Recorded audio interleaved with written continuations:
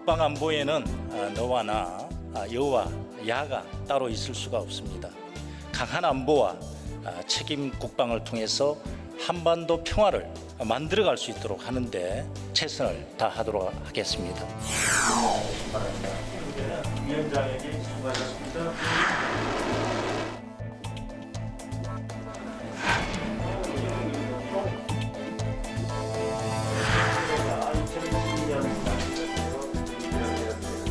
안종재 대통령 후보를 선출했습니다. 네, 이번 시간은 뉴스앤 파워 인터뷰 코너입니다. 뉴스앤 파워 인터뷰 국회 상임위원장과의 특별 대담 시간을 이어가고 있는데요. 오늘은 국회 국방위원회 위원장이자 더불어민주당 경남 대전환 선대위 명예선대위원장인 삼선중진의 민홍철 의원 자리하셨습니다. 어서 오십시오. 반갑습니다. 네, 반갑습니다. 네. 의원님이 이제 국회 국방위원회 수장이 되신 지 이제 1년 6개월 정도, 1년 8개월 정도 네. 이제 된 거죠. 25년 동안 군의 길을 이제 걸어오셨는데 국방위원장으로서의 지금까지의 소회부터 좀 들어보겠습니다.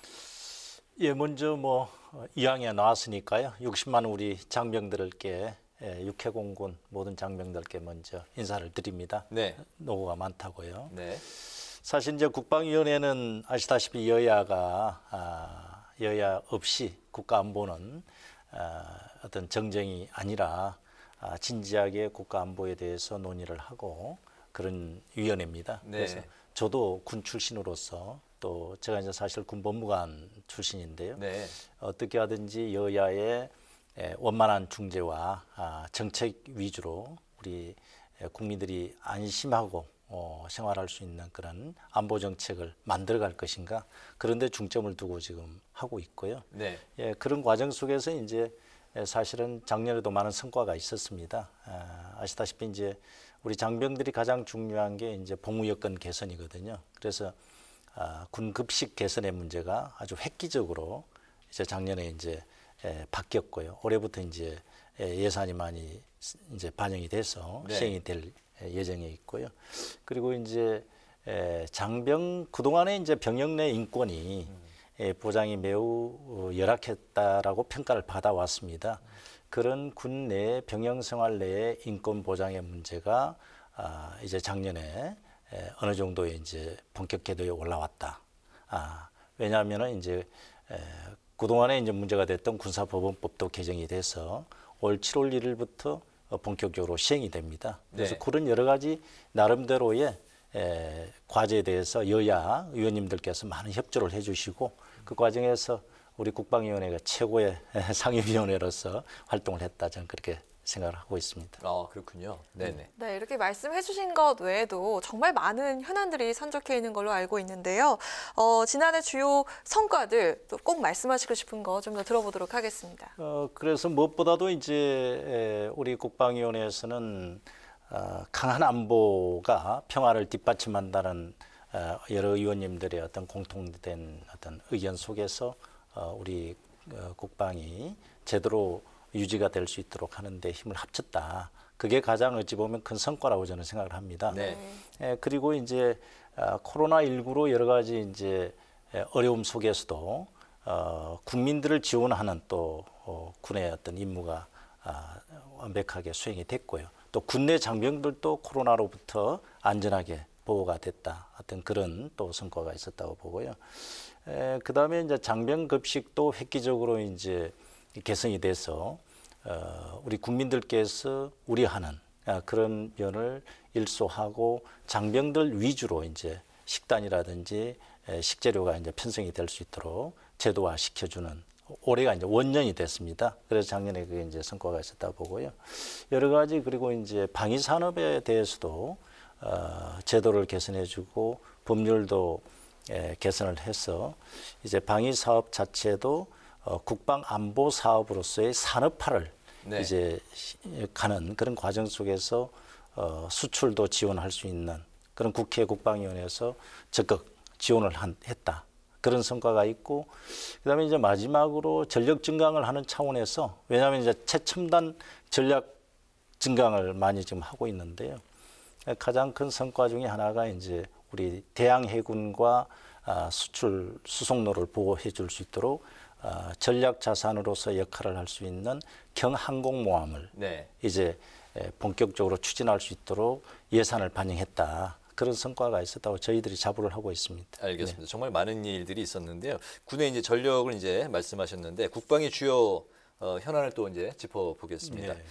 북한이 핵실험과 대륙간 탄도 미사일 재개를 이제 시사를 했는데요. 이제 이런 상황에서 북한은 이제 몰아치기식 미사일 발사, 특히 이제 중거리 탄도 미사일 발사에 대해서 우리 군과 국방이 대응을 한번 좀 들어보겠습니다. 가장 중요한 것은 왜 이제 북한이 그렇게 1월 달에 몰아서 쏘았느냐 그런 걸 볼 때 저는 이제 아무래도 이제 미국에 대한 제스처가 아닌가. 그동안에 이제 미국 행정부가 바뀌어서 바뀐 지 1년이 지난 상태에서도 불구하고 그들이 바라는 어떤 소기의 대화라든지 이런 게 이제 안 되다 보니까 미국 행정부에 대해서 자기들이 원하는 어떤 신호를 보내고 있는 것이 아닌가. 이런 어떤 하나의 저 나름대로의 평가를 지금 하고 네. 있고요. 거기에 대해서 이제 우리 군은 그동안에 이제 그 우리 대비 태세를 완벽하게 갖추고 있다라고 저는 말씀을 드릴 수가 있습니다. 여러 가지 이제 북한의 미사일에 대한 대응 체계가 지금 현재 준비되고 있고요. 이제 소위 이제 그 한국형 삼축 체계라고 있습니다. 이제 KMD 미사일 방어 체계가 있고요. 또 삼축 체계, 그 킬체인이라고 또 있지 않습니까? 네. 그리고 대량 응징에 대한 보복이라는 KMPR이라고 또 있습니다.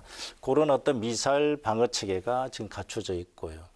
그리고 이제 여러 가지 이제 패트리어트 미사일이라든지 또 뭐 천궁2라는 또 미사일도 또 우리가 갖추고 있습니다. 네.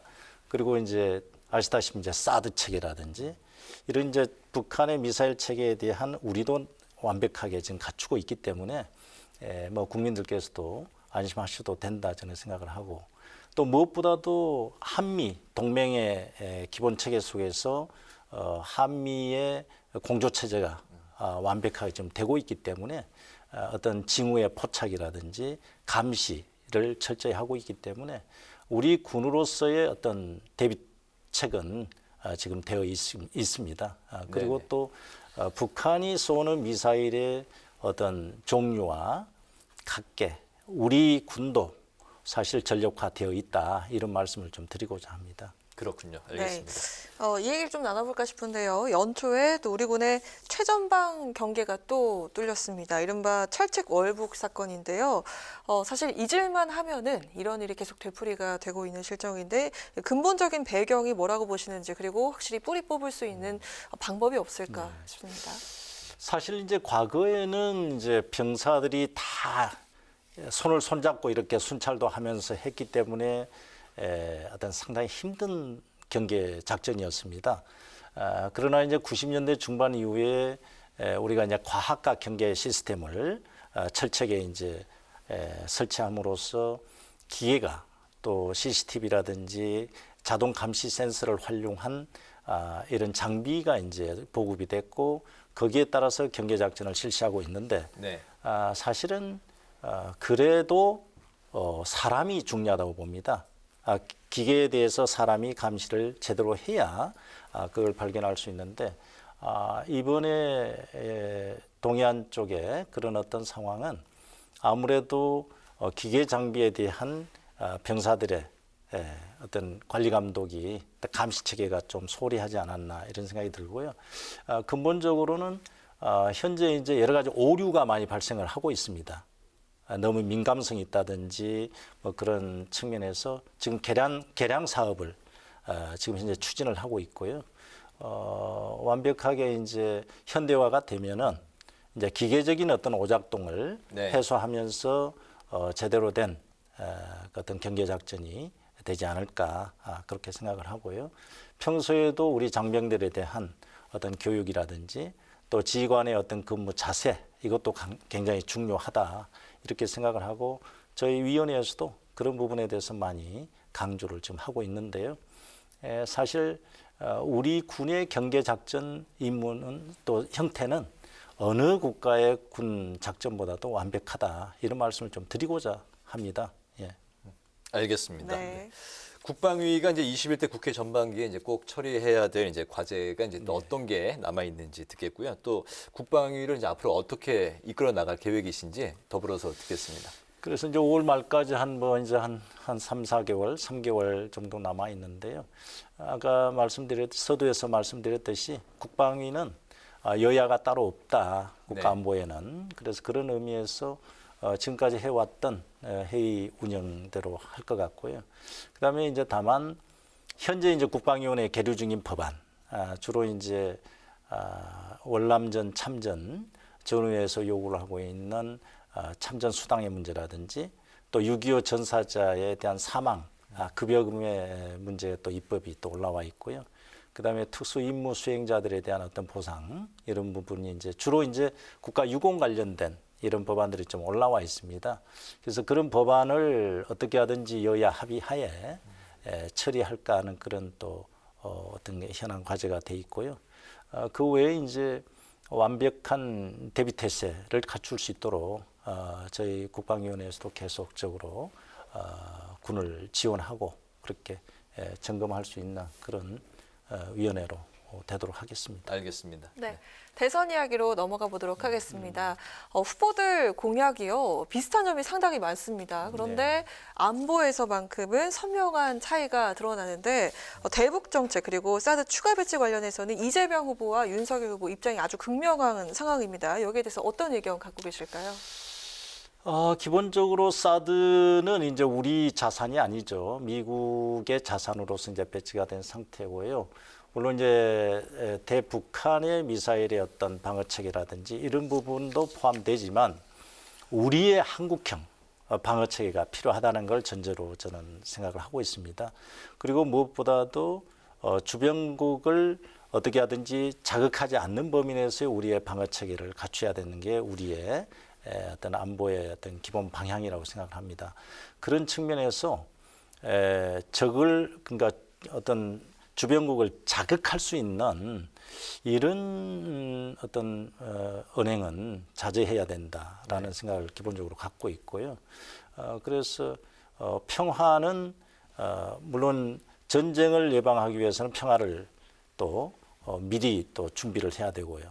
또 역으로도 얘기를 하지 않습니까? 네. 그래서 우리 상황 속에서는 강한 안보만이 우리의 평화를 담보할 수 있다라는 전제하에서 저는 이제 또 민주당 소속이니까 이재명 후보가 추구하는 평화를 더 우선적으로 하는 그런 어떤 정책들이 지금 많이 나와 있습니다. 그래서 그 부분에 대해서는 저도 동의하고요. 네. 다만 이제 병력이 모자라집니다. 지금 출생률이 저하되기 때문에 병력 충원을 어떻게 할 것이냐. 그게 이제 선택적 모병제라든지 이런 부분에 대해서는 이제 지금 정책 공약으로 내놓았는데요. 국민들께서 이제 판단을 해주시면 목표는 강한 안보를 어떻게 할 것이냐. 거기에 이제 있다라고 저는 생각을 합니다. 네네. 지난 금요일에 여야 이제 4당 대선 후보 2차 TV 토론이 있었는데 혹시 보셨습니까? 네네. 네네. 어느 후보가 제일 잘했습니까? 물론 이재명 후보가 최고 잘했다고 봐야죠. 네네.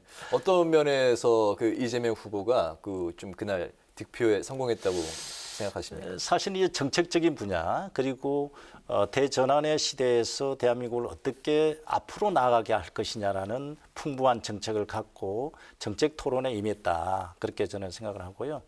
또 과거로 갈 것이 회귀할 것이냐 또 선진국으로 나아갈 것이냐의 매우 중요한 시기라고 저는 생각을 합니다. 네. 그런 측면에서 이재명 후보 같은 경우는 그동안의 행정 경험이라든지 정책 경험을 갖고 많이 준비를 하고 있다. 그리고 특히 경제정책 측면에서 이 어려운 경제를 난국을 타개하고 새로운 시대의 다가오는 4차 산업혁명을 준비할 수 있는 풍부한 그런 정책을 갖고 있다라는 어떤 그런 후보로 보였습니다. 네네. 그런 측면에서 토론을 더 잘했다. 저는 그렇게 생각을 네, 합니다. 경제 부분이요? 네, 알겠습니다. 네, 마지막으로 올 한 해 의원께서 이루고 싶은 목표가 무엇인지 들어보겠고요. 또 경남 대전환 선대위 옆에 대전환이 붙었습니다. 명예선대위원장으로서의 대선 필승 전략도 함께 들어보도록 하겠습니다. 저는 이제 상임위 차원에서는 국회 이제 국방위원회가 서로 여야 의원님들끼리 잘 협조하에 우리 튼튼한 안보와 국방을 위해서 해오셨기 때문에 거기에 저는 이제 잘 마무리했으면 좋겠고요. 네. 경남 선대위 같은 경우도 이제 경남도 매우 어렵습니다. 그래서 새로운 경남 그리고 지방이 살아나는 어떤 그런 정책을 가지고 이미 이재명 후보는 경남 발전을 위한 8대 공약을 발표한 바가 있습니다. 동남권 메가시티라든지 그다음에 서부 내륙 철도의 조기 착공이라든지 또 신산업의 어떤 육성이라든지 수소 산업을 또 육성시킨다든지 이런 여러 가지를 또 동부가 플랫폼이라든지 물류 플랫폼을 한다든지 이런 여러 가지를 제시해 놨기 때문에 저희 경남 지역에서도 새로운 활력을 또 경제를 활성화할 수 있는 그런 후보가 이재명 후보다. 이것을 널리 유권자들께 홍보하고 또 선택을 해야만이 대한민국이 미래로 나아갈 수 있고 경남도 희망찬 비전을 갖고 미래로 나아가고 있다. 이런 차원에서 적극 유권자들과 함께 홍보하려고 하고 있습니다. 알겠습니다. 이제 그 뉴스앤 파워 인터뷰 마칠 시간이 됐는데요. 오늘은 21대 국회 국방위 주요 성과와 과제 그리고 대선 후보들의 안보 정책을 중심으로 지금까지 국회 국방위원장이자 더불어민주당 경남 대전환 선대위 명예선대위원장인 민홍철 의원과 함께했습니다. 의원님 오늘 말씀 고맙습니다. 잘 예, 들었습니다. 감사합니다.